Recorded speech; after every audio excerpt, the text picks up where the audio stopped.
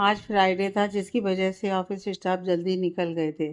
साथ ही गौरी भी जा चुकी थी, लेकिन देव और शिवाज सभी ऑफिस में ही थे। और साथ ही एक शख्स और था जो ऑफिस में रुका था। ऑफिस में मौजूद वो शख्स इस वक्त शिवाज के केबिन में बैठा था और शिवाज उसके सामने बैठा था और देव साइड में खड़ा हुआ था। शिवाज के सामने बैठा वो शख्स डर से कांप रहा था। तभी शिवाज ने उस केबिन की चुप्पी को तोड़ते हुए कहा, तुमसे जो भी पूछा जाए उसका सीधा और सही जवाब मुझे चाहिए। उसकी इस चेतावनी भरी बात को सुनकर उस शख्स ने हाँ में सिर हिला दिया। तो शिवांश ने पूछा, गौरी और पीयूष के बीच में क्या चल रहा है? उस शख्स ने एक नज़र शिवांश को देखा और फिर देव को और फिर बोलना शुरू किया।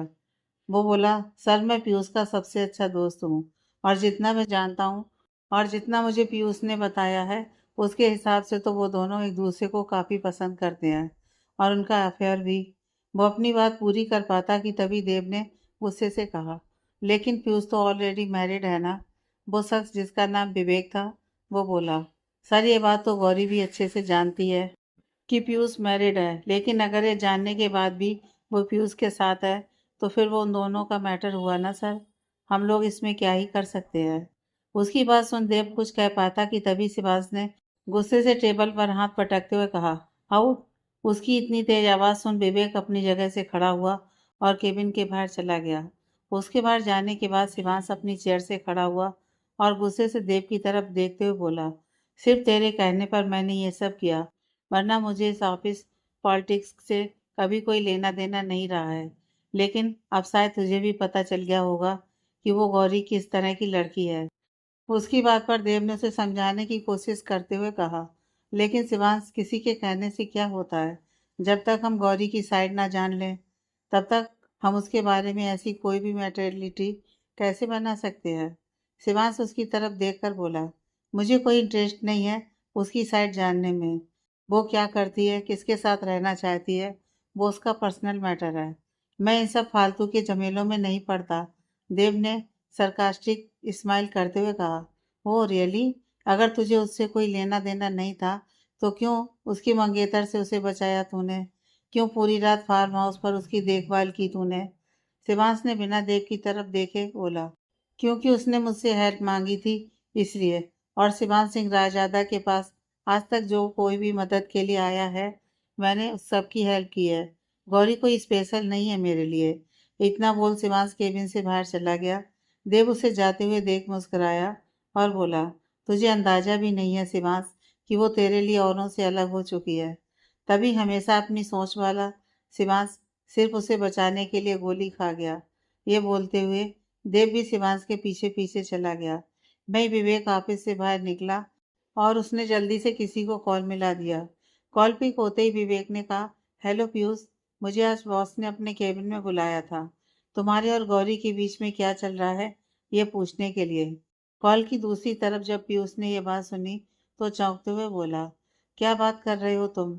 लेकिन बॉस उस बारे में क्यों जानना चाहते थे? विवेक ने कहा, आज मीटिंग हॉल में जब तुम और गौरी निकले थे तो तुम्हारे जाने के बाद निहारिका और कुछ लोगों ने मिलकर तुम दोनों के बारे में कुछ कुछ बोलना शुरू कर दिया था। तो बस इसीलिए शायद उन्होंने पूछा होगा। यह सुनने के बाद पीयूष ने पूछा, तो तुमने क्या बताया बॉस को? विवेक ने कहा, भाई जो सच है। और जो कुछ भी तुमने बताया सबको कि तुम दोनों का अफेयर चल रहा है। सॉरी यार, मुझे बताना पड़ा, क्योंकि बॉस के सामने झूठ बोलने का मतलब तो तुम जानते ही हो ना। उसकी बात सुन पीयूष अपने चेहरे का पसीना साफ करते हुए बोला, हाँ हाँ कोई बात नहीं, ठीक किया जो तुमने सच बोल दिया। इतना बोल उसने कॉल कट कर दी।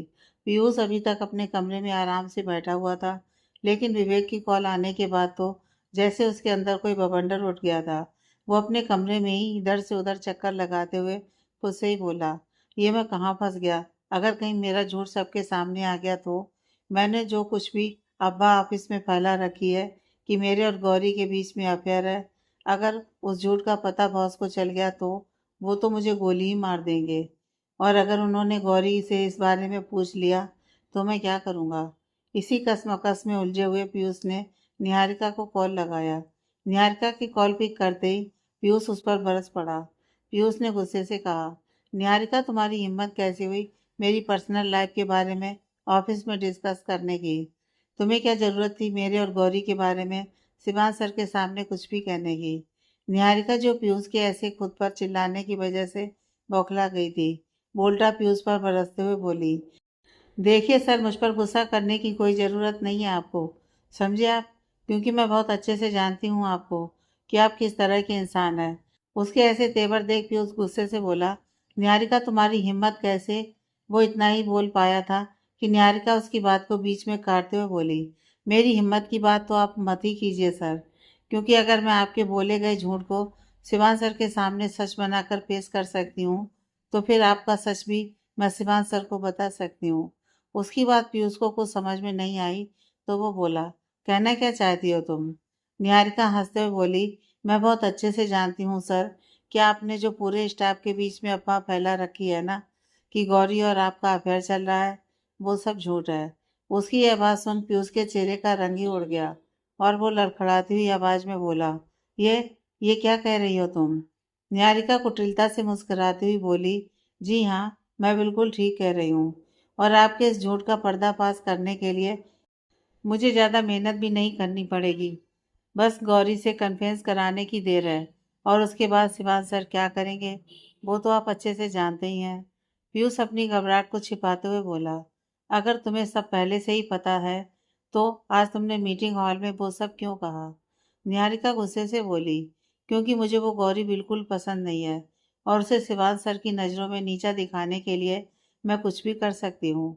उसकी बात सुन पीयूष बोला, लेकिन तुम्हारी इस नफरत की वजह से मेरी जान खतरे में है। निहारिका ने पूछा, खतरे में? लेकिन वो कैसे? पीयूष ने निहारिका को विवेक से हुई शिवांश की सारी बातें बताई, तो निहारिका हंसते हुए बोली, ओहो पीयूष सर, आप कितने डरपोक हैं। शिवांश सर को हम सब जानते हैं कि वो इन सब चीज़ों में ज़्यादा इन्वॉल्व नहीं होते हैं, और रही बात आज की, तो वो बस उन्होंने ऐसे ही पूछ लिया होगा, तो आप ज़्यादा परेशान मत होइए।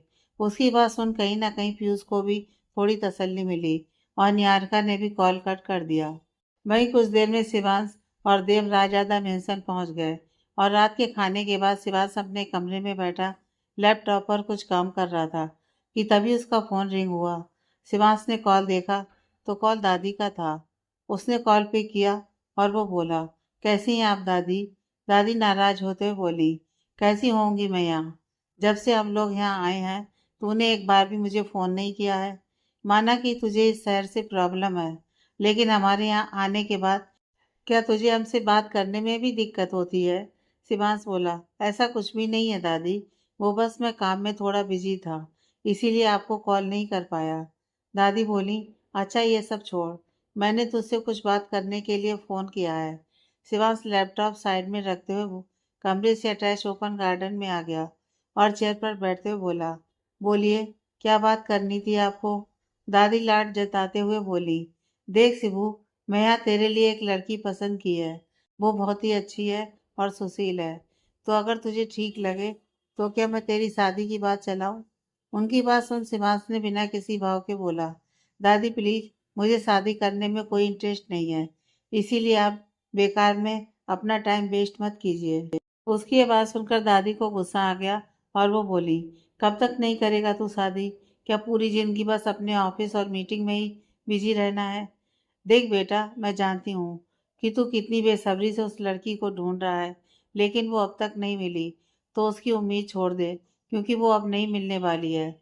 उनके ऐसा कहते ही शिवांश को गौरी का चेहरा याद आ गया और उसके चेहरे पर एक डेविल स्माइल आ गई।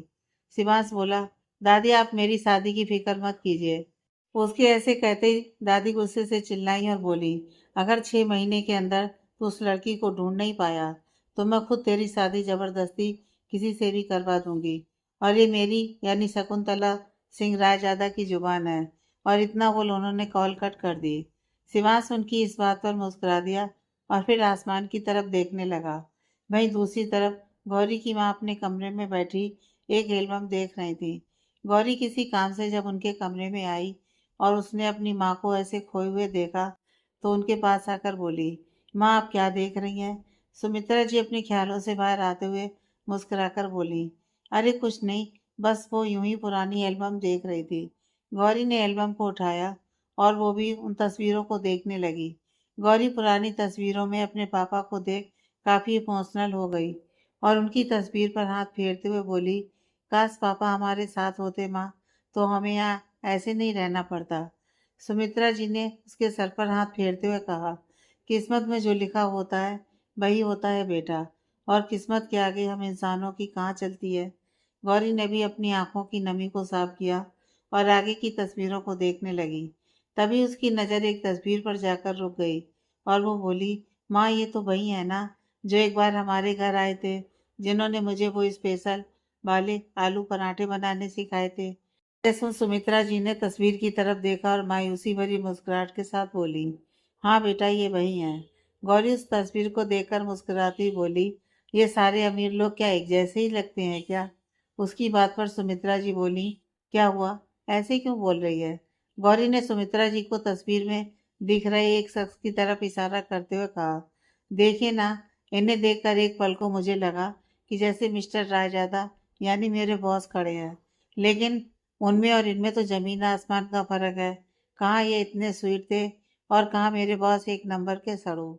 ये बोल वो आगे पलटकर तस्वीरों को देखने लगी, लेकिन सुमित्रा जी उसकी बात को सुनकर सुन्न हो गई थी। वहीं गौरी उदास होते हुए बोली, माँ उस दिन उस हादसे में ये लोग भी थे ना? सुमित्रा हाँ में सिर हिलाते हुए बोली, वो मनहूस दिन बहुत कुछ ले गया था गौरी हमसे। फिर उन्होंने गौरी के हाथ से वो एल्बम ली और बोली, उस दिन को याद करके कुछ नहीं मिलेगा सिवाय तकलीफ के, इसीलिए तुम जाओ और आराम करो। गौरी ने भी अपनी माँ की बात मानी और अपने कमरे में सोने चली गई। गौरी के जाने के बाद सुमित्रा जी एक तस्वीर को देखने लगी, जिसमें वो खुद और उनके पति के साथ एक और कपल थे। उस तस्वीर को देखकर ही ये साफ पता चल रहा था कि उन लोगों में काफ़ी अच्छे संबंध हैं। सुमित्रा जी तस्वीर देखती हुई बोली, उसमें आप दोनों की झलक साफ दिखाई देती है। अगर उस दिन वो हादसा ना हुआ होता तो आज हमारी और उनकी ज़िंदगी बहुत अलग होती। लेकिन इतने सालों के बाद लगता है गौरी का खोया हुआ नसीब फिर से उसके सामने आ गया है। फिर उन्होंने हाथ जोड़ते हुए कहा, हे महादेव, अब तक तो मुझे डर था कि पता नहीं मेरी गौरी का नसीब कैसा है, कि हर बार उसकी झोली में आती हुई खुशियाँ उसका दामन छोड़ देती हैं। लेकिन जब से उन्हें देखा है तो लगता है शायद गौरी को उसका खोया हुआ नसीब वापस मिलने वाला है। ये कहते हुए उनकी आंखें भर आई थीं और फिर उन्होंने वो एल्बम बंद की और अपने बिस्तर पर ही लेट गई। अगले दिन गौरी ऑफिस पहुंची तो देखा कि शिवांश पहले ही केबिन में मौजूद था। गौरी ने केबिन में एंटर करते ही रोज की तरह शिवांश को गुड मॉर्निंग विश किया, लेकिन हमेशा की तरह शिवांश ने कोई जवाब नहीं दिया। गौरी को अब इन सब की आदत हो गई थी, तो वो भी अपनी डेस्क पर बैठकर काम करने लगी। वहीं शिवांश ने अपनी वॉच में टाइम देखा और गौरी से कहा, miss Mahajan, call the HR department manager. उसके कहने पर गौरी ने मैनेजर को कॉल करके बुलाया और अगले ही मिनट मैनेजर केबिन में आ गया। मैनेजर ने सर झुकाकर कहा, सर आपने बुलाया? शिवांश ने मैनेजर को देखते हुए कहा, ऑफिस की टाइमिंग क्या है? उसके इस सवाल पर मैनेजर और गौरी दोनों ही अजीब नज़रों से शिवांश को देखने लगे, लेकिन अगले ही पल मैनेजर ने जवाब दिया, सर 8 to 5। शिवांश ने मैनेजर के साइड में खड़ी गौरी को एक नज़र देखा और फिर मैनेजर से कहा, ऑफिस लेट आने वालों के लिए क्या प्रोसीजर है हमारे ऑफिस में? मैनेजर बोला, अगर कोई 1 मिनट लेट है तो उसकी सैलरी से 1,000 रुपया डिडक्ट कर दिया जाते हैं।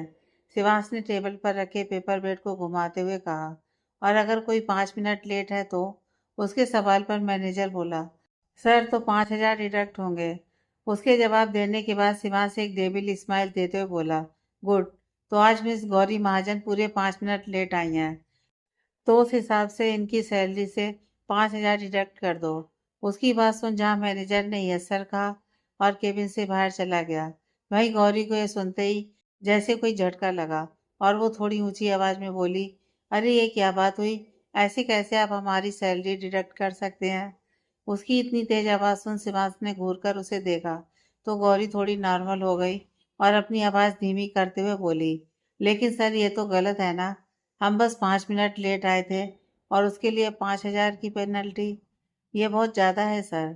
शिवांश बिना किसी भाव के शांत लहजे में बोला, तुम्हारी ज्वाइनिंग कॉन्ट्रैक्ट में यह साफ लिखा हुआ है, तो तुम्हें उस बात का ध्यान रखना चाहिए था कि तुम टाइमिंग पर ऑफिस आ जाओ। उसकी बात सुन गौरी को गुस्सा तो बहुत आया, लेकिन वो कुछ भी नहीं बोली, क्योंकि वो ये जानती थी कि एक बार शिवांश अगर कुछ कह दे तो फिर वो अपनी बात से कभी नहीं पलटता है। इसीलिए उसने कुछ भी कहना ठीक नहीं समझा और आंखों में नमी लिए जाकर अपनी जगह पर बैठ गई। गौरी शिवांश को घूर कर देखते हुए बोली, यह दुष्ट राक्षस को पता नहीं कभी कभी कौन से दौरे आते हैं जो एकदम से अपना राक्षसी अवतार ले लेते हैं। कभी इतने स्वीट हो जाते हैं कि हमें डर लगने लगता है कि कहीं हमें डायबिटीज ना हो जाए, और कभी इतने रूड हो जाते हैं कि लगता है कि देखते ही अपनी आंखों से भस्म कर देंगे। फिर वो अपने आंसू साफ करते हुए बोली, अरे तो क्या हो गया अगर हम 5 मिनट लेट हो गए? पहली बार में एक वार्निंग ही देते, लेकिन नहीं, इन्हें तो हमारी सैलरी ही कट करनी थी। वो शिवांश को धीरे धीरे कोस ही रही थी कि तभी शिवांश ने तेज आवाज में कहा, अगर मुझे कोस लिया हो तो जाकर मेरे लिए कॉफी लेकर आओ। गौरी ने उसकी बात सुनी और फिर मुंह बनाते हुए कॉफी मशीन की तरफ चली गई और कुछ देर में कॉफी बनाकर शिवांश की टेबल पर रख दी।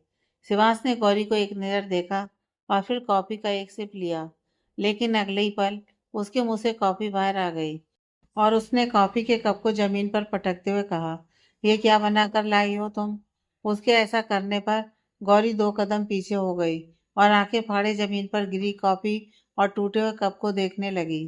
शिवांश ने गुस्से से उसे देखा और अपनी कुर्सी से खड़े होकर चिल्लाते हुए कहा, तुम्हें 2 महीने होने आ रहे हैं इस ऑफिस में और तुम्हें अब तक एक कॉफी बनानी नहीं आई है? जब तुम्हें ये छोटा सा काम सीखने में इतना समय लग रहा है तो बाकी के काम तुम कैसे सीख पाओगी? गौरी उसके ऐसे चिल्लाने पर सहम गई थी। उसे इतने गुस्से में देख उसे वही पुराना शिवान सिंह रायजादा याद आ गया जिससे वो पहली बार इस ऑफिस में मिली थी। गौरी ने अपने गालों पर लुढ़क आए आंसुओं को साफ करते हुए कहा, सर वो हमने तो रोज की तरह ही। उसकी बात पूरी हो पाती कि तभी शिवांश ने गुस्से से उसे देखा तो गौरी चुप हो गई और शिवांश दांत पीसते हुए बोला, ऑफिस में अफेयर चलाने से तुम्हें फुर्सत मिलेगी तब तो तुम काम पर ध्यान दे पाओगी। उसकी ये बात गौरी को कुछ समझ में नहीं आई कि शिवांश किस अफेयर की बात कर रहा है। तभी शिवांश बोला, यह लास्ट वार्निंग है तुम्हें मिस गौरी महाजन। अगर तुमने काम पर ध्यान नहीं दिया तो मैं खुद तुम्हें धक्के मारकर इस ऑफिस से बाहर निकाल दूंगा। उसकी ऐसी बातें सुन गौरी का रोना बढ़ता ही जा रहा था और उसे समझ में नहीं आ रहा था कि शिवांश के इतने गुस्से की वजह क्या थी, और उसकी अब इतनी हिम्मत भी नहीं थी कि वो उससे इसकी वजह पूछ सके। इसलिए उसने बिना कुछ कहे जमीन पर गिरे कप के टुकड़ों को उठाया और उसे डस्टबिन में डाल दिया और क्लीनर को बुलाकर फ्लोर साफ करवा दिया। शिवांश अभी गुस्से से गौरी को देख रहा था और गौरी नजर नीचे किए हुए ही अपना काम किए जा रही थी। आज उसे शिवांश के ऐसे बिहेवियर से बहुत तकलीफ पहुंची थी, लेकिन उसे समझ में नहीं आ रहा था कि उसे शिवांश के ऐसे बिहेवियर का बुरा क्यों लग रहा है, जबकि वो सभी के साथ ऐसा ही है, गुस्से वाला, रूड नेचर का और अपने आगे किसी की बात न सुनने वाला। लेकिन शायद उसे इस बात का बुरा लग रहा था क्योंकि उसने शिवांश का वो लविंग केयरिंग नेचर देखा था, और वो भी सिर्फ अपने लिए। इसीलिए उसे आज शिवांश के इन तीखे शब्दों का बुरा लगा। कुछ देर बाद लंच टाइम हुआ और गौरी सोनाक्षी के साथ कैंटीन चली गई। वहीं शिवांश अपनी केबिन में बैठा लैपटॉप पर कुछ काम कर रहा था, लेकिन बार बार उसे गौरी का रोता हुआ चेहरा याद आ रहा था। तभी उसने फ्रस्ट्रेशन में लैपटॉप जोर से बंद किया और अपने माथे पर अपनी 2 उंगलियां फेरते हुए खुद से ही बोला, क्यों फर्क पड़ रहा है मुझे उससे, जबकि मैं उसकी सच्चाई जानता हूँ। फिर वो खुद पर ही नाराज होते हुए बोला, उसके उन मगरमच्छ के आंसू देखकर पिघलने की जरूरत नहीं है, क्योंकि वो कोई सीधी सादी लड़की नहीं है, बहुत शातिर है वो। और अब वक्त आ गया है कि उसे और उसके जुड़े लोगों को उनके किए की सजा दी जाए। और इतना कहकर उसने कॉल कर किसी को कुछ इंस्ट्रक्शन दी और कॉल कट कर दिया। वहीं दूसरी तरफ कैंटीन में बैठी सोनाक्षी गौरी से बार बार उसके उदास होने का कारण पूछ रही थी। गौरी ने उसके पूछने पर सारी बात बता दी। उसकी बात सुनकर सोनाक्षी को भी बहुत गुस्सा आया और वो बोली, ऐसे कैसे वो पैसे काट सकते हैं? यह शिवांश सर का भी ना वो समझ में नहीं आता कि कब क्या कर दें। फिर वो उसे समझाती हुई बोली, तू परेशान मत हो, आगे से हम दोनों ध्यान रखेंगे इस बात का। वो दोनों अभी बातें कर ही रही थी कि तभी देव उनकी टेबल के पास आया और बोला, क्या मैं यहाँ तुम लोगों के पास बैठ सकता हूँ? उसके ऐसा पूछने पर दोनों ने ही हाँ में सिर हिला दिया। तो देव उनके साथ वाली कुर्सी पर बैठते हुए बोला, और कैसे हो तुम दोनों? दोनों ने ही एक साथ जवाब दिया, हम ठीक हैं। आप बताइए। देव बोला, हाँ मैं भी ठीक हूँ। फिर वो थोड़ा हिचकिचाते हुए बोला, गौरी मुझे तुमसे अकेले में कुछ बात करनी है। उसकी बात पर गौरी ने पहले सोनाक्षी को देखा, फिर देव को देखकर बोली, जी कहिए। उसके ऐसा कहने पर देव ने सोनाक्षी की तरफ देखा तो सोनाक्षी अपना बैग उठाकर खड़ी हुई और बोली, आप लोग बात कीजिए, मैं चलती हूँ। यह सुनकर गौरी ने सोनाक्षी का हाथ पकड़ लिया और उसे रोकते हुए देव से कहा, सर कोई भी बात हो आप सोना के सामने कह सकते हैं। उसकी यह बात सुनकर देव ने सिर हिलाया और सोनाक्षी को भी बैठने को कहा। फिर देव बोला, गौरी जो मैं तुमसे पूछने जा रहा हूँ प्लीज़ उसका कोई गलत मतलब मत निकालना और बिना किसी नाराज़गी के पहले मेरी पूरी बात सुन लेना, उसके बाद कुछ रिएक्ट करना। उसके ऐसा कहने पर गौरी और सोनाक्षी एक दूसरे को अजीब नज़रों से देखने लगी। वहीं देव की बात सुनकर सोनाक्षी के मन में ये ख्याल आ गया कि कहीं देव गौरी को प्रपोज तो नहीं करने वाला है। लेकिन अगले ही पल देव ने जो सवाल गौरी से पूछा उसे सुनकर सोनाक्षी की हैरानी और बढ़ गई और गौरी की आंखें फटी की फटी रह गईं। गौरी उसी रिएक्शन के साथ बोली, क्या पूछा आपने? देव बोला, यही कि क्या तुम्हारा और पीयूष का अफेयर चल रहा है। गौरी गुस्से से बोली, सर हम आपकी रिस्पेक्ट करते हैं, इसका मतलब ये नहीं है कि आप हमसे ऐसा वाहियात सवाल पूछेंगे। उसे इतने गुस्से में देखकर देव उसे शांत करवाते हुए बोला, गौरी मैंने पहले ही तुमसे कहा था कि एक बार मेरी पूरी बात सुन लेना, उसके बाद कुछ रिएक्ट करना। सोनाक्षी ने भी गौरी को शांत रहने को कहा तो देव ने अपनी बात पूरी करते हुए कहा, देखो मुझे नहीं पता कि तुम दोनों को अब तक ये बात कैसे पता नहीं चली, लेकिन पूरे स्टाफ में ये बात फैली हुई है कि तुम पीयूष को डेट कर रही हो और ये बात खुद पीयूष ने सबको बताई है। उसकी यह बात सुन गौरी गुस्से में आग बबूला होते हुए बोली, उसकी इतनी हिम्मत कि वो हमारे बारे में ये सब बकवास फैला रहा है। देव बोला, तो इसका मतलब ये सब झूठ है? सोनाक्षी बोली, हाँ देव सर, ये बिल्कुल झूठ है और मुझे हैरानी तो इस बात की है कि हम दोनों को आज तक ये बात पता नहीं चल पाई कि स्टाफ के बीच ऐसी बातें भी चल रही हैं। देव बोला, हमें भी ये बात कल ही पता चली जब तुम्हारे जाने के बाद मीटिंग हॉल में तुम्हें और पीयूष को लेकर गॉसिप स्टार्ट हुई। उसकी बात पर गौरी ने कहा, हमें मतलब? देव बोला, हमें मतलब मुझे और शिवांश को। गौरी परेशान होते हुए बोली, क्या इसका मतलब शिवांश सर को भी ये बात पता है? तभी गौरी को आज सुबह शिवांश की कही हुई बातें याद आईं, जब उसने कहा था कि तुम्हें अफेयर चलाने से फुर्सत मिले तब तो तुम काम पर ध्यान दोगी। और ये याद आते ही गौरी ने अपना माथा पीट लिया। देव की बातों को सुन गौरी का गुस्सा आसमान छूने लगा था और वो गुस्से से इधर से उधर कैंटीन में नजरें दौड़ाकर पीयूष को ढूंढने लगी। तभी उसे पीयूष दूर एक टेबल पर बैठा दिखाई दिया। गौरी गुस्से से उठी और उसके पास जाने लगी। देव ने उसे रोकना चाहा तो सोनाक्षी ने देव को मना करते हुए कहा, अब कोई फायदा नहीं है सर उसे रोकने का, क्योंकि गौरी को जल्दी गुस्सा आता नहीं है, लेकिन जब आता है तो वो किसी की नहीं सुनती है। इसलिए अब आराम से यहाँ बैठकर तमाशा देखिए। उसके ऐसा कहने पर देव अपनी जगह पर वापस बैठ गया और बोला, लेकिन ऐसा क्या होने वाला है? सोनाक्षी हंसते हुए बोली, इस पीयूष का बैंड बजने वाला है। देव ने उसकी बात सुनी तो अपना फ़ोन निकाला और फ़ोन में सामने चल रहे नज़ारे को रिकॉर्ड करने लगा। तो सोनाक्षी बोली, सर आप ये क्या कर रहे हैं? देव मुस्कुराते हुए बोला, कुछ नहीं, बस किसी को सच्चाई से वाकिफ करवाना है, इसीलिए इसे रिकॉर्ड करना ज़रूरी है। भाई गौरी पीयूष के सामने जाकर खड़ी हो गई। पीयूष के साथ विवेक और निहारिका दोनों ही बैठे थे और आसपास भी कई सारे कलीग बैठे हुए थे। गौरी को अपने सामने खड़े देख पीयूष बोला, क्या हुआ गौरी, तुम्हें कुछ चाहिए? वो उससे ऐसे बात कर रहा था जैसे सबको दिखाना चाहता हो गौरी और उसके बीच सच में कोई रिश्ता है। वहीं गौरी ने भी मुस्कुराकर कहा, जी हाँ, मुझे आपसे कुछ चाहिए, क्या आप जरा खड़े होंगे? उसके ऐसा कहने पर पीयूष ने एक बार अपने आसपास बैठे सभी लोगों को देखा और फिर मुस्कुराते हुए अपनी जगह से खड़ा हो गया। वो अभी पूरी तरह से खड़ा हो ही पाया था कि तभी एक जोरदार थप्पड़ उसके गाल पर पड़ा, जिसकी वजह से वो संभल नहीं पाया और लड़खड़ाकर जमीन पर गिर पड़ा। वहीं ये होते ही सभी अपनी अपनी जगह से खड़े हो गए और पीयूष हैरानी से गौरी को देख रहा था, जो गुस्से से उसे ही देख रही थी। देव की भी आंखें बड़ी हो गई थीं यह सब देखकर, क्योंकि उसे इन सब के होने का कोई अंदाजा नहीं था। लेकिन सोनाक्षी मजे से हाथ में कोल्ड ड्रिंक लिए सामने के नज़ारे को एंजॉय कर रही थी, जैसे कि उसे इसका अंदाजा पहले से ही था। तभी निहारिका की गुस्से भरी आवाज आई और वो बोली, गौरी ये क्या बदतमीजी है, तुम्हारी हिम्मत कैसे हुई पीयूष सर को थप्पड़ मारने की, वो हमारे मैनेजर हैं। गौरी ने गुस्से से पीयूष की कॉलर को पकड़कर उसे उठाते हुए कहा, ये तुम्हारे मैनेजर होंगे लेकिन हमारे नहीं, क्योंकि हमारे सिर्फ एक ही बॉस हैं और वो है मिस्टर शिवान सिंह रायजादा। उसके अलावा हम पर कोई भी हुक्म नहीं चला सकता है। गौरी की बात सुन पीयूष ने गुस्से से अपनी कॉलर उसकी पकड़ से छुड़वाते हुए कहा, ये क्या कर रही हो तुम गौरी। गौरी ने गुस्से से दांत पीसते हुए कहा, तुमने जो हमारे बारे में पूरे ऑफिस में झूठी अफवाह फैला रखी है, हम तुम्हें उसकी सजा दे रहे हैं। और क्या कहा है तुमने सभी को कि हमारा और तुम्हारा अफेयर चल रहा है। उसकी बात सुन पीयूष के तो जैसे होश ही उड़ गए और अब उसे समझ में नहीं आ रहा था कि वो इन सब से कैसे बचे।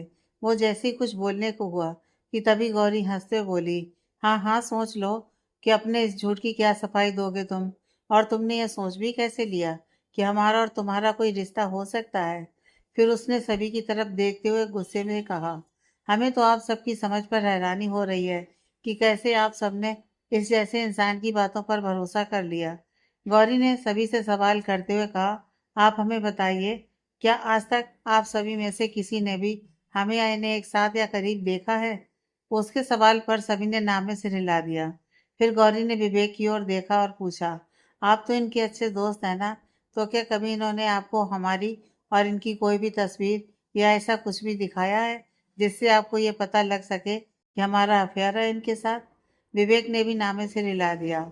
सबके नामे से हिलाने के बाद गौरी गुस्से से बोली, तो फिर आप सभी ने इनकी बातों पर भरोसा कैसे कर लिया कि हमारा इनके साथ अफेयर है, सिर्फ इसलिए क्योंकि एक आदमी है और इसकी बात कभी गलत नहीं हो सकती है। पीयूष जो सर झुकाए सारी बातें सुन रहा था, तो गौरी ने उसकी कॉलर पकड़कर गुस्से से उससे पूछा, अब तुम सच बताओगे या हम बताएं कि सच क्या है। उसकी बात सुन पीयूष सर झुकाए हुए ही बोला, यह सच है, मैंने झूठ बोला था हमारे अफेयर के बारे में। उसकी बात सुन वहां मौजूद सभी लोग हैरानी से आपस में बातें करने लगे और पीयूष को बुरा भला कहने लगे। तभी निहारिका भी पीयूष की तरफ घिन भरी नजरों से देखते हुए बोली, पीयूष सर, मुझे यकीन ही नहीं हो रहा है कि आप ऐसा कर सकते हैं। उसकी बातें सुन पीयूष ने हैरानी से निहारिका को देखा, तो निहारिका ने अपनी नजरें फेर ली और गौरी से बोली, Gauri I am so sorry कि इनके झूठ की वजह से सबने तुम्हें गलत समझा और तुम पर इल्जाम लगाए। पीयूष उसकी बातें सुन हैरान था, लेकिन वो उस वक्त कुछ भी बोलने की हालत में नहीं था, क्योंकि वो निहारिका को अच्छे से जानता था कि वो खुद को बचाने के लिए आसानी से किसी को भी फंसा सकती थी। तभी देव भी उन सभी के बीच आ गया और पीयूष को देखते हुए गुस्से से बोला, एक लड़की के बारे में ऐसी बातें बोलने की तुम्हारी हिम्मत भी कैसे हुई। पीयूष माफी मांगते हुए बोला, सॉरी सर, मुझसे गलती हो गई, लेकिन आज के बाद ये सब नहीं होगा।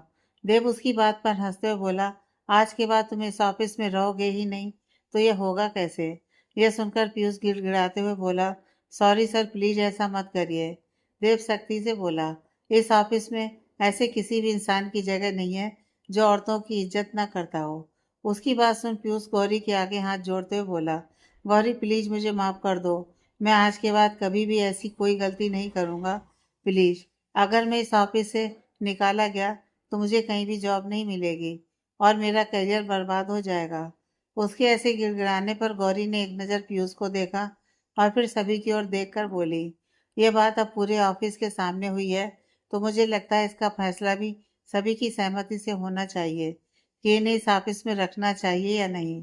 उसकी बातों को सुन सभी आपस में डिस्कशन करने लगे और वहीं निहारिका कुछ सोचते हुए बोली, देखिए मुझे ऐसा लगता है कि गलती इंसानों से ही होती है, और अगर इन्हें इस बात का एहसास हो गया है तो फिर हम सबको इन्हें एक मौका तो देना ही चाहिए, लेकिन इन्हें इनकी गलती की सजा भी मिलनी चाहिए।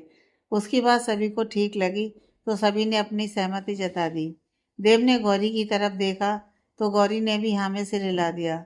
देव सख्ती के साथ पीयूष से बोला, तुमने जो किया वो बहुत गलत था, फिर भी तुम्हें एक मौका दिया जा रहा है, लेकिन इस मौके के बदले में तुम्हारी सैलरी 50% डिडक्ट कर दी जाएगी। पीयूष ने यह बात सुनी तो खुश होते हुए बोला, thank you so much sir, आप नहीं जानते कि आपने मुझ पर कितना बड़ा एहसान किया है। लेकिन सर, मेरी आपसे एक छोटी सी रिक्वेस्ट है कि प्लीज़ शिवाज सर तक ये बात नहीं जानी चाहिए, क्योंकि अगर उन्हें ये सब पता चला तो वो एक सेकंड नहीं लगाएंगे मुझे ऑफिस से बाहर निकालने के लिए। उसकी बात सुन देव मन ही मन बोला, ऑफिस से बाहर की बात कर रहा है ये। अगर शिवांश को पता चल गया कि इसने गौरी के बारे में झूठी अफवाह फैलाई है तो वो इसे गोली ही मार देगा। फार्म हाउस पर एक गार्ड ने गौरी को गलत नज़र से देखा तो उसने उसे गोली मार दी। तो फिर इसका वो क्या करेगा ये तो मैं भी नहीं जानता। भाई पीयूष ने जब देव को शांत देखा तो दोबारा से उसके आगे गिड़गिड़ाने लगा। देव बोला, ठीक है, उन तक ये बात नहीं पहुंचेगी, लेकिन दोबारा ये गलती नहीं होनी चाहिए।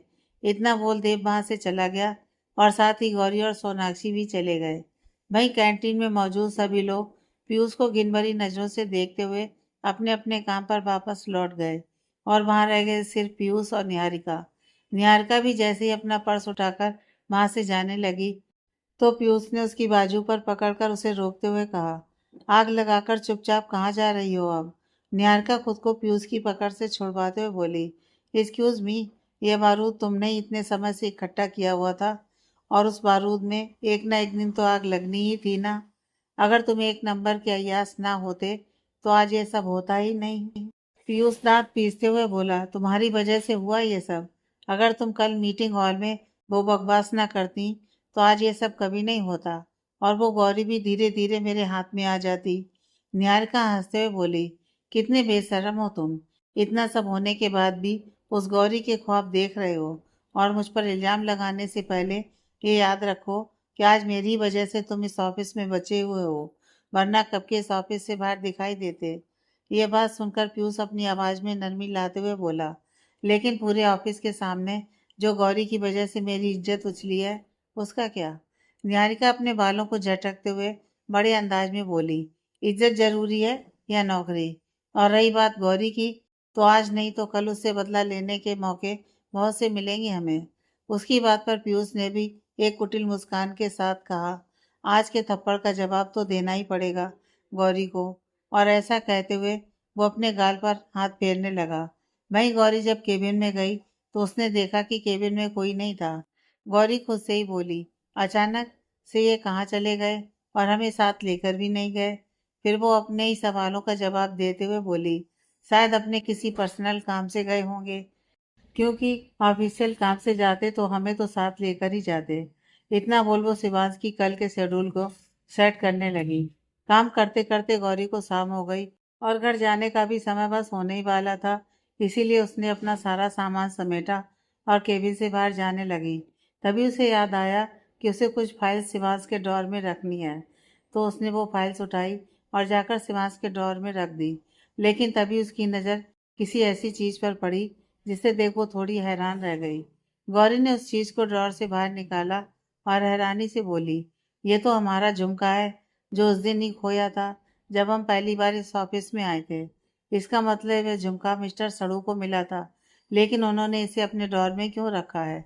यह सोचते हुए ही गौरी की नज़र दीवार पर लगी शिवांश की बड़ी सी तस्वीर पर गई, जिसे देख कुछ पल तो गौरी उस तस्वीर में ही खो सी गई। वो अभी अपने ख्यालों में खोई ही थी कि तभी उसका फोन रिंग हुआ। गौरी का ध्यान फोन की रिंग से टूटा तो उसने देखा कि कॉल सोनाक्षी का था। गौरी ने कॉल पे किया तो सोनाक्षी बोली, गौरी कहाँ है तू, जल्दी आ, मैं नीचे पार्किंग में तेरा वेट कर रही हूँ। और इतना बोल उसने कॉल कट कर दी। गौरी ने दोबारा उस झुमके को देखा और फिर उसकी आंखों के आगे शिवांश के साथ बिताए गए जितने भी पल थे वो सब जैसे एक एक करके घूम रहे थे। शिवांश का उसे वरुण से बचाना, उसकी चोट पर दवाई लगाना, उसकी बेकार से बेकार बनी कॉफ़ी को भी आराम से पी जाना, उसे बचाने के लिए खुद गोली खा लेना, ये सारे इंसिडेंट जैसे गौरी के जहन में किसी फिल्म की तरह घूम रहे थे। और ये सब याद करते ही कब उसके चेहरे पर मुस्कुराहट आ गई उसे पता ही नहीं चला। और फिर वो खुद से बोली, क्या हम उन्हें पसंद करने लगे हैं, क्या वो भी हमें पसंद करते हैं, शायद इसीलिए उन्होंने आज तक हमारे लिए वो सब किया। ये सब सोचते हुए गौरी को जैसे पेट में गुदगुदी महसूस हो रही थी। और फिर वो मुस्कुराते हुए अपने ही माथे पर हाथ मारते हुए बोली, हो हम और हमारे महंगे महंगे ख्वाब, उन्हें देखकर लगता भी नहीं कि वो किसी को पसंद भी कर सकते हैं, क्योंकि हमेशा तो गुस्से में ही रहते हैं। और रही बात इस झुमके की, तो शायद हाउस कीपर को सफाई करते वक्त ये मिला हो और उसने इस ड्रॉर में रख दिया हो। इतना बोल उसने झुमके को अपने पर्स में रखा और केबिन से बाहर निकल गई। गौरी केबिन से बाहर निकली तो उसने देखा कि ऑफिस का पूरा स्टाफ फ्लोर पर खड़ा हुआ था। उन्हें ऐसे खड़े देख गौरी को थोड़ा अजीब लगा, लेकिन गौरी ने कुछ नहीं कहा और वहां से जाने लगी। तभी विवेक ने गौरी को रोकते हुए कहा, गौरी, हम सभी लोग तुमसे कुछ कहना चाहते हैं। गौरी विवेक की बात सुन वहीं रुक गई और सभी की तरफ सवालिया नजरों से देखने लगी। तो विवेक बोला, हम सभी लोग तुमसे माफी मांगना चाहते हैं, हमारे अब तक के बिहेवियर के लिए और हमने जो तुम्हें अब तक गलत समझा उसके लिए। लेकिन आज जो कुछ भी हुआ उसकी वजह से हम इतना तो जान गए हैं कि तुम्हारी इसमें कोई गलती नहीं थी। विवेक के साथ साथ बाकी सभी भी गौरी से माफी मांगने लगे।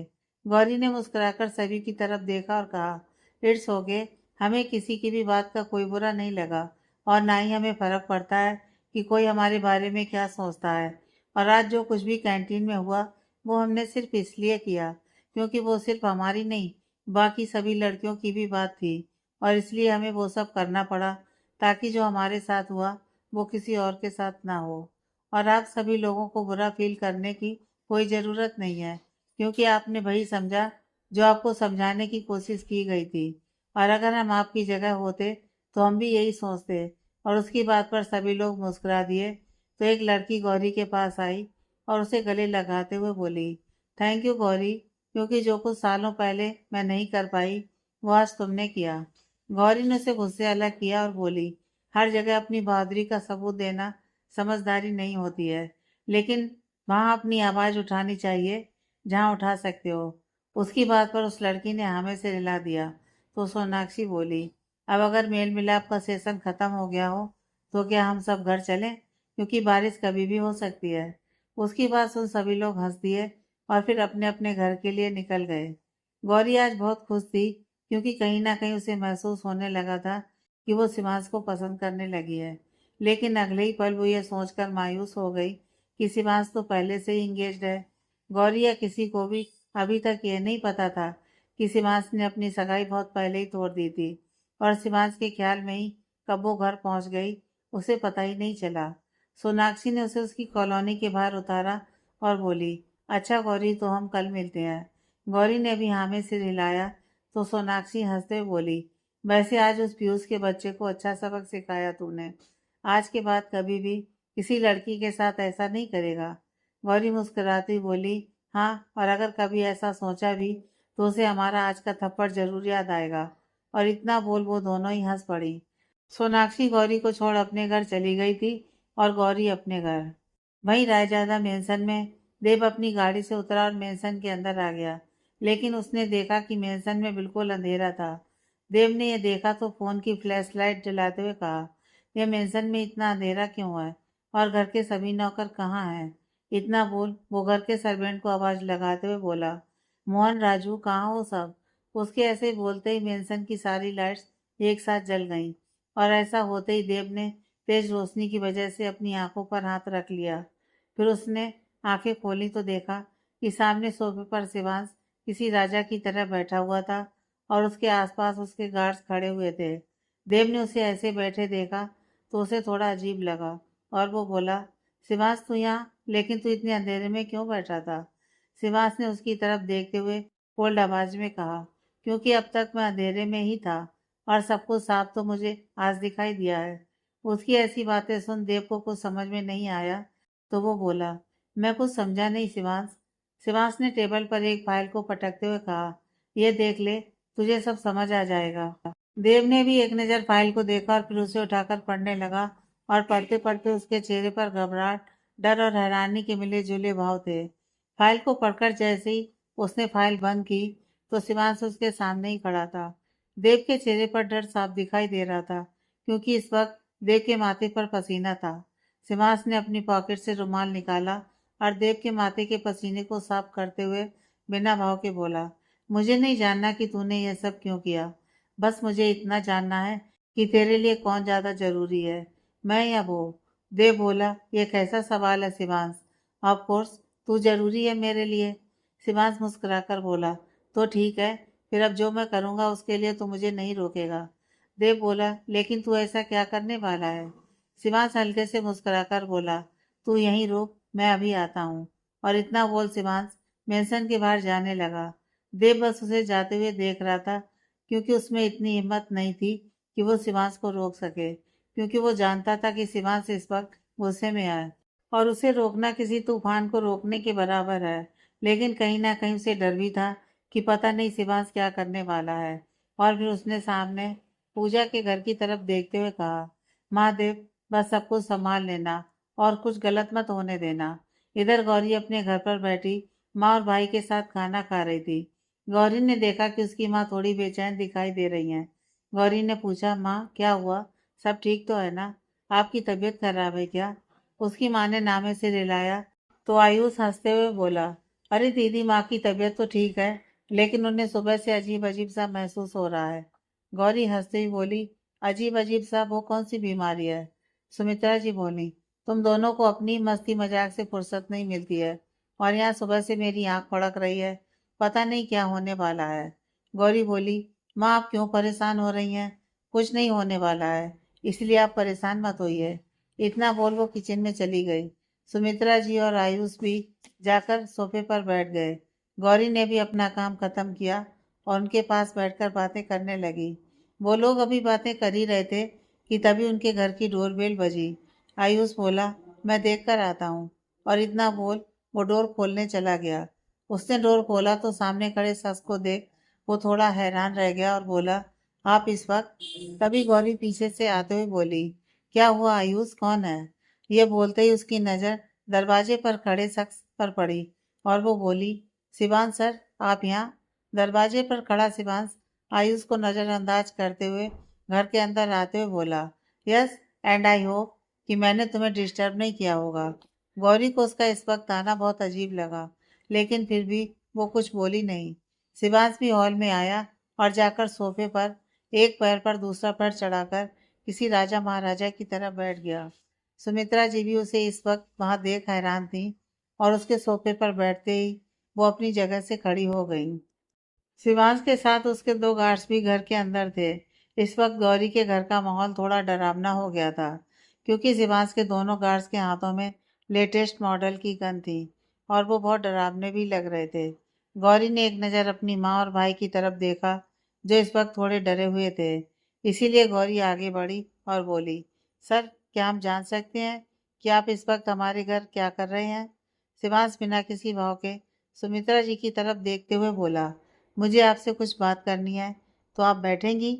सुमित्रा जी को उसकी बात करने के लहजे में ही गुस्सा साफ दिखाई दे रहा था, इसलिए वो बिना कुछ बोले शिवांश के सामने रखे सोफे पर बैठ गई। शिवांश ने एक तस्वीर सुमित्रा जी के आगे रखते हुए कहा, आप इन्हें तो अच्छे से जानती होंगी ना?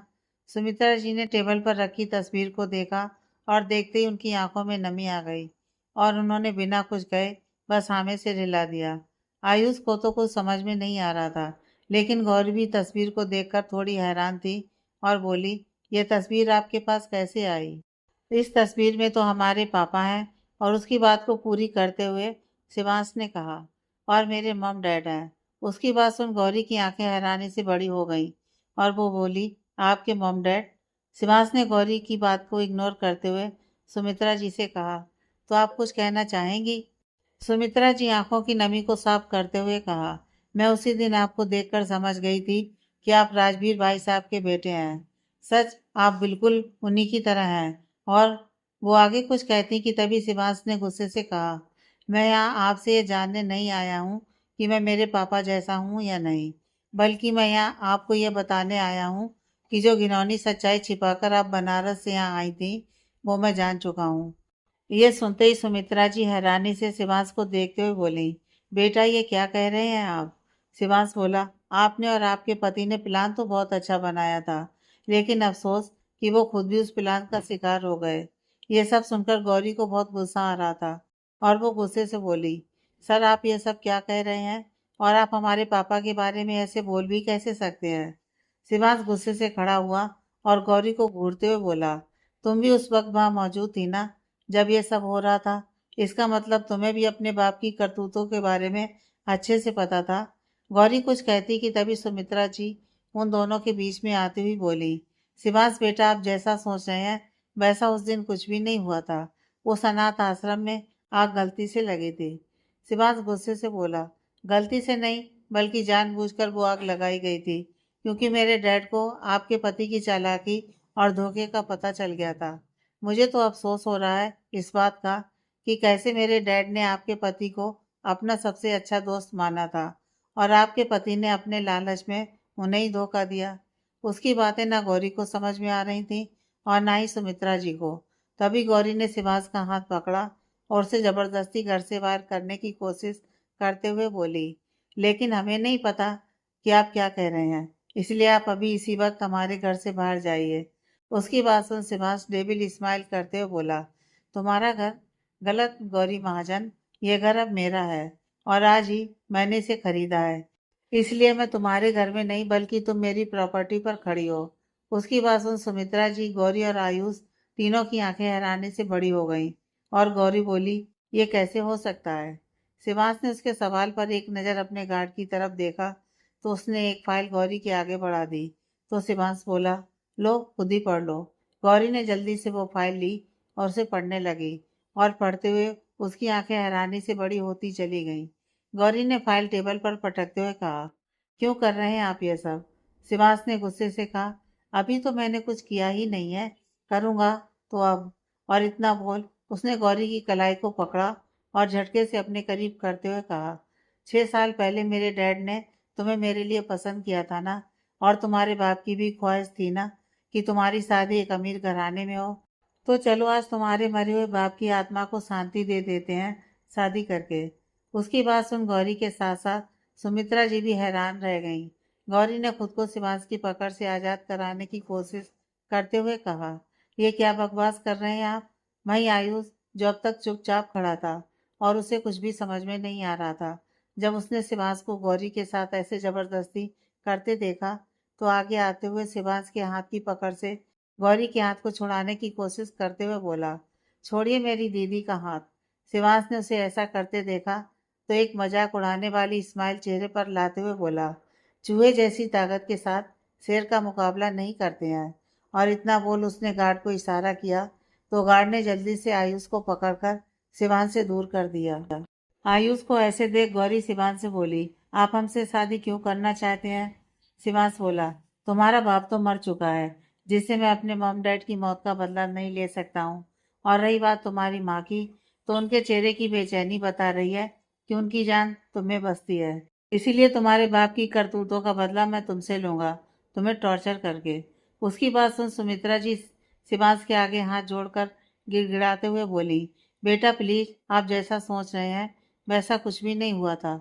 6 साल पहले मेरे पति की कोई गलती नहीं थी उसमें, और अगर आपको लगता है कि उनकी कोई गलती भी थी तो आपको जो करना है आप मेरे साथ कर सकते हैं, लेकिन मेरी बेटी को छोड़ दीजिए। उन्हें ऐसे गिड़गिड़ाते देख शिवांश खुश हो रहा था और गौरी रोते हुए शिवांश को देख रही थी।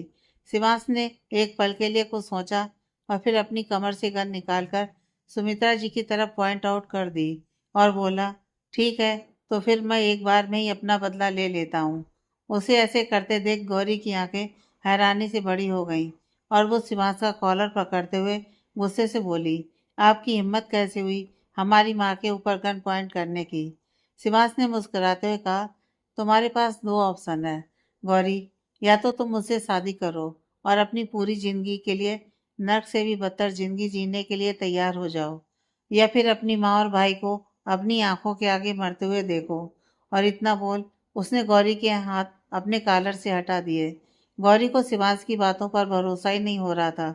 तभी शिवांश ने अपनी गन सुमित्रा जी की तरफ पॉइंट आउट कर दी और ये देखते ही जैसे गौरी का कलेजा उसके मुंह को आ गया था, उसने शिवांश के पैरों में गिरते हुए गिड़गिड़ाते हुए कहा, प्लीज़ शिवांश सर, प्लीज़, आप ऐसा नहीं कर सकते हैं। आपको जो करना है आप हमारे साथ कीजिए, लेकिन हमारी माँ और भाई को छोड़ दीजिए प्लीज़।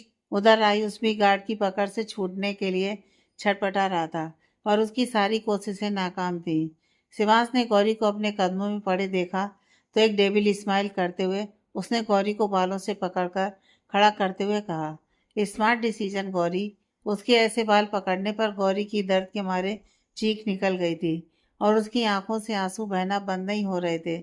उसके सामने आज एक नया शिवांश खड़ा था, वो शिवांश जिसे सारी दुनिया एक हार्टलेस डेविल बुलाती थी। सुमित्रा जी ने जब गौरी को शादी के लिए हाँ करते सुना तो वो गुस्से से बोली, नहीं गौरी, तू ऐसा कुछ नहीं करेगी।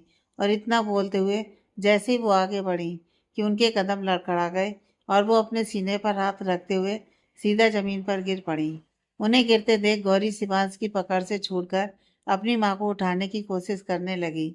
आयुष भी गार्ड की पकड़ से छूटने की कोशिश करते हुए बस रोए ही जा रहा था। लेकिन शिवांश वहां ऐसे खड़ा था जैसे उसे किसी चीज से कोई फर्क ही नहीं पड़ रहा हो। सुमित्रा जी जमीन पर पड़ी सिर्फ तड़प रही थी। उन्हें ऐसे तड़पते देख गौरी बोली, माँ, माँ आपको क्या हुआ है? माँ उठिए प्लीज।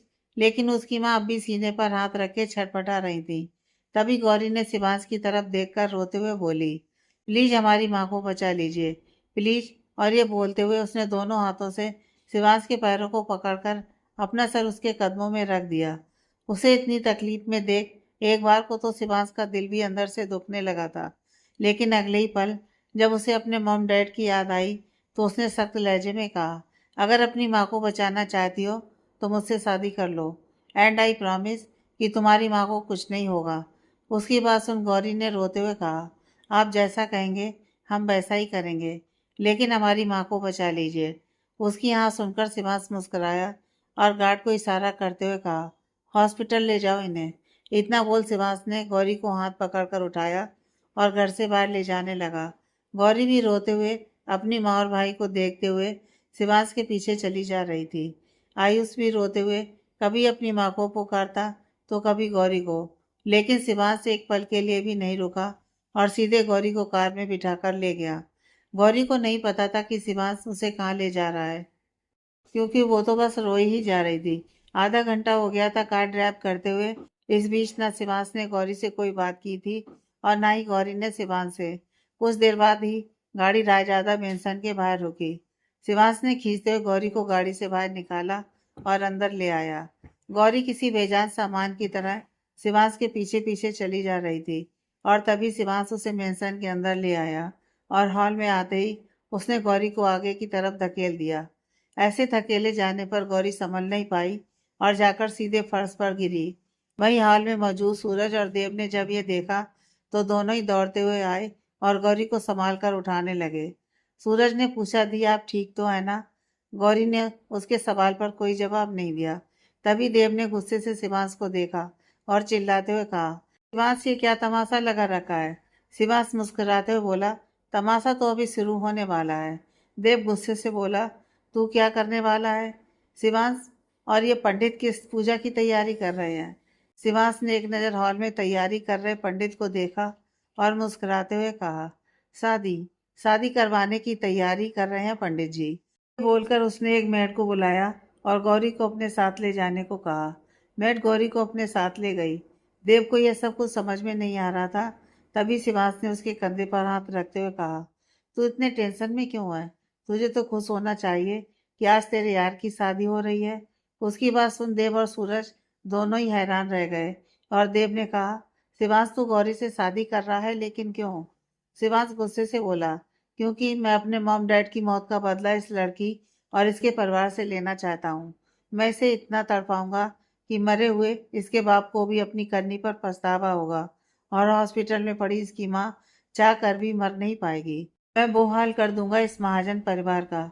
उसकी बात सुन देव गुस्से से बोला, सिर्फ अपने बदले के लिए तू गौरी से शादी कर रहा है? शिवांश कुछ कहता कि मेड उसके पास आकर बोली, सर मैडम तैयार होने से मना कर रही हैं। उसकी बात सुन शिवांश गुस्से से उस कमरे की तरफ बढ़ गया जहाँ गौरी थी। शिवांश को जाते देख देव ने अपना पंच बनाया और गुस्से से सामने की दीवार पर मार दिया। उसके ऐसा करते ही सूरज उसके पास आया और उसका हाथ देखते हुए बोला, भाई आप क्या कर रहे हैं? देव ने गुस्से से कहा, सूरज आज पहली बार खुद को इतना हारा हुआ महसूस कर रहा हूं मैं। गौरी की गलती ना होते हुए भी सजा उसे मिल रही है। सूरज को अब तक कुछ भी समझ में नहीं आ रहा था, क्योंकि उसे इन सब के बारे में कुछ भी नहीं पता था। लेकिन फिर भी उसे यह सब होते हुए बहुत अजीब लग रहा था, क्योंकि अचानक ऐसे शिवांश का गौरी से शादी करना, वो भी इतने गुस्से में, उसे यह सब कुछ ठीक नहीं लग रहा था। लेकिन वो शिवांश से या देव से इस बारे में कुछ भी नहीं कह सकता था। वहीं शिवांश जब कमरे में पहुंचा तो उसने देखा कि गौरी जमीन पर बैठी हुई बस रोई ही जा रही थी। शिवांश गुस्से से उसके पास आया और एक नज़र बेड पर रखे शादी के जोड़े और गहने को देखते हुए बोला, तुम तैयार क्यों नहीं हो रही हो? गौरी ने बिना उसकी तरफ देखे ही कहा, हम ये सब नहीं पहनेंगे। अगर आपको शादी करनी है तो आप ऐसे ही कर सकते हैं। उसकी ऐसी बात सुनकर शिवांश को हंसी आ गई, लेकिन अगले ही पल उसने गौरी को वापस से बालों से पकड़कर उठाया और अपने करीब करते हुए दांत पीस कर कहा, क्या तुम्हें सच में लगता है कि इस वक्त तुम जिद करने की कंडीशन में हो? गौरी जी से शिवांश के बाल पकड़ने की वजह से बहुत दर्द हो रहा था। वो बस आंसू भरी आंखों से शिवांश को देखे जा रही थी। शिवांश ने उसकी आंखों में देखते हुए ही कहा, वैसे औकात तो नहीं है तुम्हारी इतने महंगे कपड़े पहनने की, लेकिन क्या करें, शायद 6 साल पहले ही तुम्हारी किस्मत में शिवांश सिंह रायजादा की बीवी होना लिखा था। इसलिए तो देखा, इतना सब होने के बाद भी तुम्हारे उस महादेव ने तुम्हें मुझसे मिलवा ही दिया। गौरी उसकी बात पर दर्द से कराती हुई बोली, अगर हमें जरा भी अंदाजा होता कि 6 साल पहले हमारे लिए आपका रिश्ता आया था तो हम उसी वक्त गंगा मैया में डूबकर अपनी जान दे देते। उसकी ये बात सुनकर शिवांश का गुस्सा और बढ़ गया और उसने गौरी का मुंह अपने एक हाथ से पकड़कर दबाते हुए कहा, जान तो अब मैं रोज लूंगा तुम्हारी। तुम भीख मांगोगी मुझसे कि मैं तुम्हें मार डालूं, लेकिन मेरी इजाजत के बगैर तुम्हें मौत भी नसीब नहीं होगी। फिर उसने गौरी को झटके से छोड़ा, जिसकी वजह से गौरी सीधे बेड पर गिर गई। शिवांश ने शादी के जोड़े की तरफ इशारा करते हुए कहा, 10 मिनट के अंदर अंदर ये जोड़ा पहनकर बाहर आ जाना, नहीं तो मैं खुद तुम्हें इसे पहनाऊंगा। और इतना बोलकर वो कमरे से बाहर चला गया। गौरी ने उसे बाहर जाते हुए देखा तो वो बिलक कर रो पड़ी। उसे समझ में नहीं आ रहा था कि उसके साथ क्या हो रहा है और क्यों हो रहा है। उसे और उसके परिवार को किस गुनाह की सजा मिल रही है। लेकिन गौरी के पास यह सब सोचने का समय नहीं था, क्योंकि वो जानती थी कि शिवांश अपनी बात से पीछे नहीं हटता है। और अगर उसने ये कहा है कि वो उसके बदले उसके परिवार को कुछ नहीं करेगा, तो अपने परिवार को बचाने के लिए उसे शिवांश की हर बात माननी ही पड़ेगी। इसलिए गौरी ने अपने आंसू साफ किए और अब तैयार होने लगी। वहीं शिवांश हॉल में बैठा हुआ था, तभी उसका फ़ोन रिंग हुआ और उसने कॉल पिक करते हुए फ़ोन कान से लगा लिया। दूसरी तरफ से किसी की आवाज़ आई और वो आदमी बोला, सर, इन्हें माइनर हार्ट अटैक आया था और डॉक्टर्स ने कहा है कि वो खतरे से बाहर है और 1-2 दिन में इन्हें डिस्चार्ज भी मिल जाएगा। शिवांश ने पूरी बात सुनी और फिर बोला, और वो लड़का कहाँ है? दूसरी तरफ से वो आदमी बोला, सर, वो लड़का भी हॉस्पिटल में ही है, अपनी माँ के साथ। शिवांश ने कहा, ठीक है, ध्यान रखना और कुछ हो तो मुझे अपडेट देना। इतना बोलकर शिवांश ने कॉल कट कर दी। शिवांश ने कॉल कट की ही थी कि उसे पायलों की आवाज़ आई। आवाज़ सुनते ही शिवांश ने पलट कर देखा तो उसके पीछे ही गौरी खड़ी थी, लाल जोड़े में। गौरी को उस लाल जोड़े में देखकर मेंशन में मौजूद हर कोई बस देखता ही रह गया, क्योंकि वो बहुत खूबसूरत लग रही थी। खुद शिवांश भी गौरी पर से अपनी नज़र नहीं हटा पा रहा था। गौरी के चेहरे पर कोई मेकअप नहीं था इस वक्त, लेकिन रोने की वजह से उसकी खूबसूरत आंखें लाल हो चुकी थी। गौरी पर वो लाल रंग ऐसा लग रहा था जैसे कि वो रंग सिर्फ उसी के लिए बनाया गया हो। लेकिन इन सबसे अनजान गौरी बस चलते हुए मंडप तक आ गई थी। पंडित जी ने गौरी को देखा तो शिवांश की तरफ देखकर बोले, आप भी यहाँ आकर बैठ जाइए। शिवांश जैसे ही आगे बढ़ने को हुआ कि देव ने उसे रोकते हुए कहा, नहीं शिवांश, तू ऐसा नहीं कर सकता है। ऐसे किसी की मजबूरी का फायदा नहीं उठा सकता है तू। शिवांश ने गुस्से से देव को देखा और कहा, और मुझे ऐसा करने से कौन रोकेगा? देव ने भी गुस्से से ही जवाब दिया, मैं रोकूंगा तुझे। शिवांश बोला, ठीक है, नहीं करूंगा मैं शादी इससे, लेकिन इसके बदले मुझे किसी की तो जान लेनी ही पड़ेगी ना, वरना मेरा बदला कैसे पूरा होगा। उसकी बात पर देव आगे कुछ कहता कि तभी उसकी नज़र शिवांश के पीछे खड़ी गौरी पर गई, जो इस वक्त हाथ जोड़े और आंखों में आंसू लिए खड़ी थी। देव ने उसकी तरफ देखा तो गौरी ने रोते हुए कहा, जो हो रहा है उसे होने दीजिए प्लीज। उसे ऐसे लाचारी से रोते हुए देख देव और सूरज दोनों की आंखों में आंसू आ गए। देव ने गुस्से से शिवांश को देखा और उसके रास्ते से हट गया। गौरी और शिवांश अब मंडप में बैठे थे और वहां मौजूद हर कोई इस नज़ारे को देख रहा था, लेकिन किसी में भी हिम्मत नहीं थी कि वो ये सब होने से रोक सके। आगे की कहानी नेक्स्ट पार्ट में।